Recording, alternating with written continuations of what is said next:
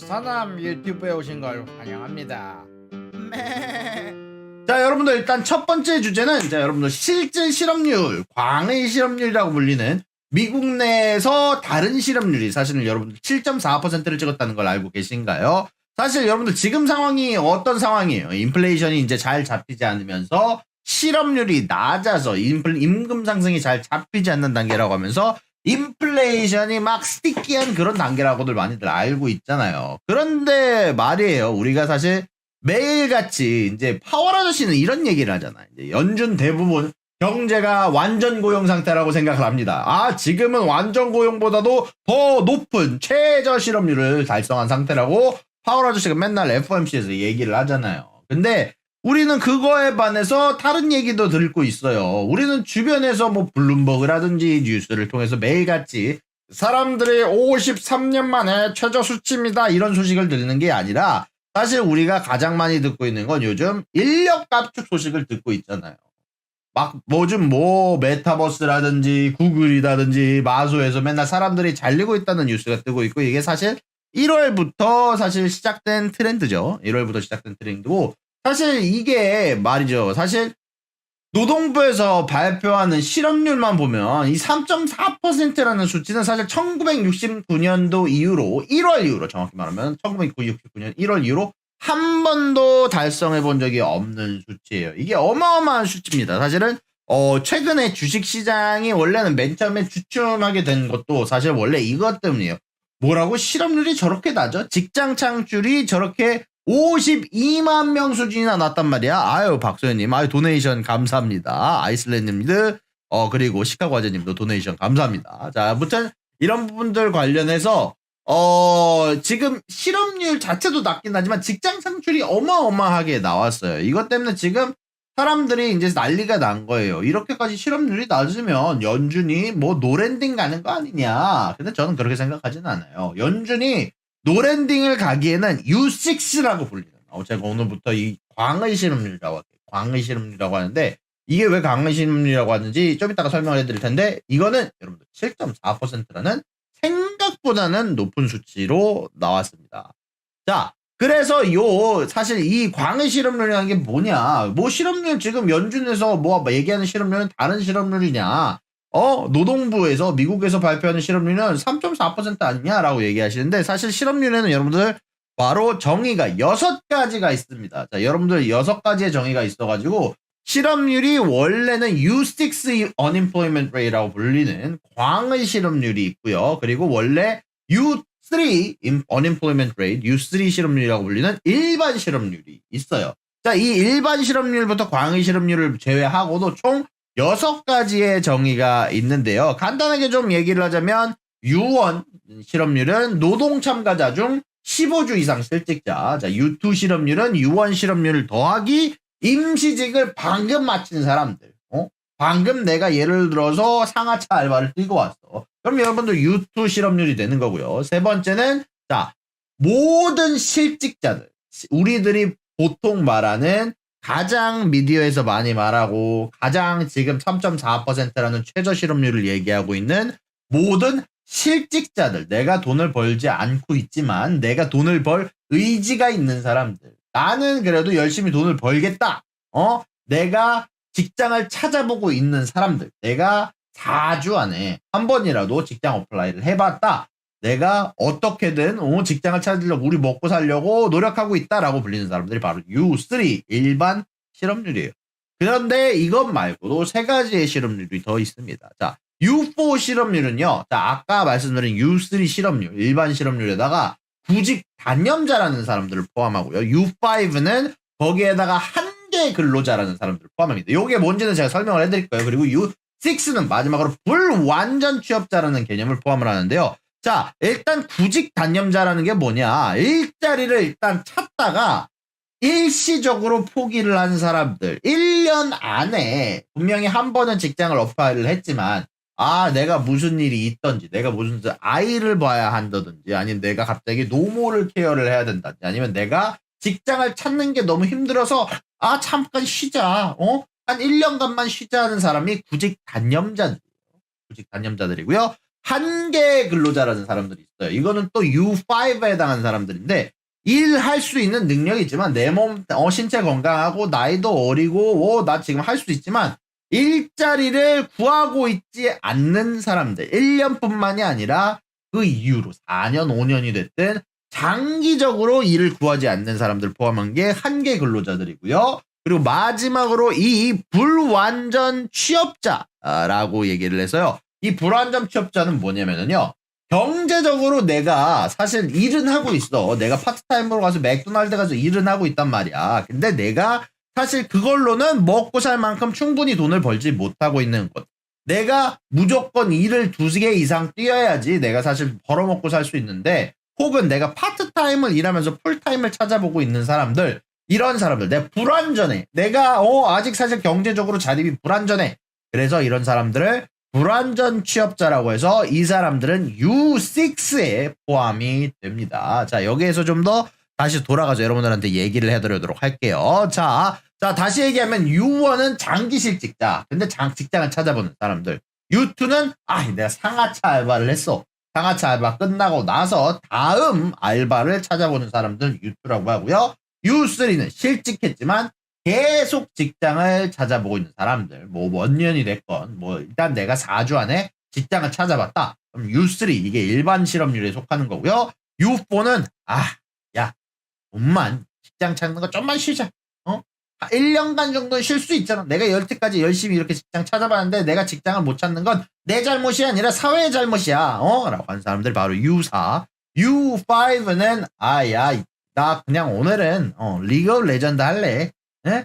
에이, 나 오늘은 피파 하러 갈래. 제가 옛날에 한번 그런 적이 있거든요. 제가 옛날에 피파로 전 세계 1위를 찍었을 때, 한 1년 이상 쉴 뻔한 적이 있습니다. 그런 것처럼 1년 이상 쉬면서 직장 어플라이를 하나도 하지 않는 사람들을 포함한 분을 내가 신체 건강한데, 내가 몸이 건강한데 직장을 찾아보지 않는 사람들을 U5라고 하고, U6는 내가 정말 풀타임을 하다가 직장을 잘렸어. 근데 내가 먹고 살려면, 내가 지금 집을 유지하려면, 내 아이들을 먹여 살리려면 파트타임이라도, 혹은 내가 뭐라도 해야 되겠는 거야. 내가 지금 원래 다니던 직장보다 구리더라도 일단 일을 돌려야 되겠는데, 바로 이런 사람들까지 포함을 하는 게 바로 이 U6라는 거예요. U6. 근데 이 여러분들 U6 실업률이 말이죠. 자, 아까 위에 적어놨지만, 1월 2023년 기준으로 7.4%더라. 7.4%예요. 와, 이게 낮은 수치가 아니죠. 자, 일단 솔직하게 말하면 이게 그렇게 높은 수치도 아니긴 해요. 일단 이거 좀 알아두시고. 자, 근데 아무리 봐도 일반 실업률, 우리가 원래 알고 있던 3.4% 실업률보다는 높아 보이잖아요. 그죠? 자, 근데 요거에 관해서 좀 더 알기 쉽게 이게 그래픽적으로 표현을 해놨는데 이거 쓸 일이 없네. 자, 근데 이거를 그래프를 보여드릴게요. 이게 바로 U6 실업률입니다, 여러분. 잠깐 물 좀 마시고. 자, 이 U6 실업률을 보더라도 1월까지만 하더라도 분명히 1월 달에 발표된 데이터. 자, 12월까지만 하더라도 여러분 바로 이 데이터가 6%대를 유지를 했어요. 6.4%라는 나쁘지 않은 수치를 유지하고 있었습니다. 근데 이게 1월 달이 되면서 누가 봐도 좀 부자연스럽게 치고 올라오죠. 자, 누가 봐도 1% 가까이 치고 올라온 겁니다. 자, 일단은 1월 달이라는 특수성이 존재하기는 해요. 1월 달이라는 특수성이 뭐냐면 사람들이 이직을 많이 하는 달이라는 걸 특수성을 포함을 하더라도 분명히 높은 수치가 나왔습니다. 여기에 관해서 좀 얘기를 해드리면 이게 마지막으로 나왔을 때가 2022년 한 3월쯤이 마지막으로 이렇게 높게 나왔을 때고요. 그리고 이것 말고도 코로나 직전 아니지. 사실 코로나가 터지고 나서 실업률이 올라가려고 꿈틀꿈틀 거릴 때 딱 이렇게 7.4%를 달성한 적이 있어요. 그런 것처럼 이 7.4%라는 수치가 일반 실업률을 제외하고 넓은 의미의 실업률이라고 해서 광의 실업률이라고 하거든요. 넓을 광의 의미의 의를 해가지고 광의 실업률이라고 하는데, 자, 이 광의 실업률로 봤을 때는 7.4%라고 해서 우리가 일반적으로 포함시키지 않는 실직자를 포함을 시킨다면 생각보다 높은 수치라는 거예요. 사실 이것뿐만이 아니라 우리가 좀 봐야 될 부분들이, 사실 코로나 동안 너무나 많은 사람들이 조기 은퇴를 했어요. 그런 사람들까지 만약에 포함시켰다면 지금의 실업률은 사실 훨씬 더 높은 상태였을 겁니다. 그런 걸 감안을 한다면 지금 당장 뭐 사회에서 막 경기 침체라고 부르진 않고 사실 지금 실업률이 그렇다고 해도 막 많이 높은 수치는 아니에요. 사실 7.4%라는 거는 역대 역사 중에서도 그래도 있을 만한 수치입니다. 평균적인 수치보다 낮은 수치예요.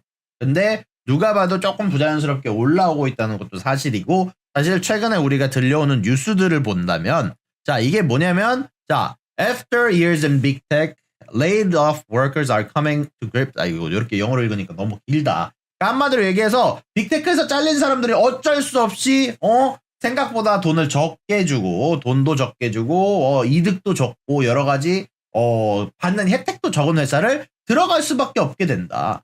컴사를 이번에 졸업한 친구들은 작년보다 4% 이상 연봉을 적게 받는다. 라는 뉴스가 뜨고 있습니다.